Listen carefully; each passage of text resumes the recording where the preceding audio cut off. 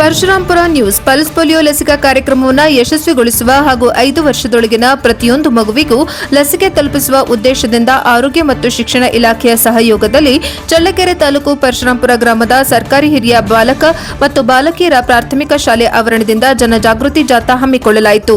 ಜಾಥಾದಲ್ಲಿ ಪಾಲ್ಗೊಂಡಿದ್ದ ಶಾಲಾ ವಿದ್ಯಾರ್ಥಿಗಳು ಗ್ರಾಮದ ಪ್ರಮುಖ ಬೀದಿಗಳಲ್ಲಿ ಸಂಚರಿಸಿ 5 ವರ್ಷದೊಳಗಿನ ಪ್ರತಿಯೊಂದು ಮಗುವಿಗೂ ಕಡ್ಡಾಯವಾಗಿ ಪೋಲಿಯೋ ಲಸಿಕೆ ಹಾಕಿಸಿ ಪೋಲಿಯೋ ಮುಕ್ತ ಭಾರತ ನಿರ್ಮಿಸೋಣ ಎಂಬ ಘೋಷಣೆಗಳನ್ನು ಮೊಳಗಿಸುವ ಮೂಲಕ ಸಾರ್ವಜನಿಕರಲ್ಲಿ ಅರಿವು ಮೂಡಿಸಿದರು.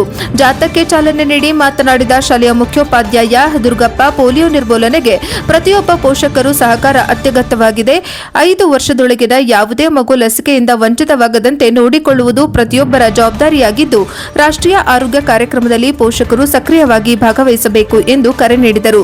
ಸಮುದಾಯ ಆರೋಗ್ಯ ಅಧಿಕಾರಿಗಳಾದ ನರಸಿಂಹಸ್ವಾಮಿ ಎಸ್ ಹಾಗೂ ನರ್ಸಾರೆಡ್ಡಿ ಪಿಬಿ ಅವರು ಪಲ್ಸ್ ಪೋಲಿಯೋ ಲಸಿಕೆಯ ಮಹತ್ವವನ್ನು ವಿವರಿಸಿ, ಮಕ್ಕಳ ಆರೋಗ್ಯ ರಕ್ಷಣೆಗೆ ಲಸಿಕೆ ಅತ್ಯಂತ ಪರಿಣಾಮಕಾರಿ ಕವಚವಾಗಿದ್ದು, ಯಾವುದೇ ಕಾರಣಕ್ಕೂ ಲಸಿಕೆಯನ್ನು ತಪ್ಪಿಸಬಾರದು ಎಂದು ತಿಳಿಸಿದರು.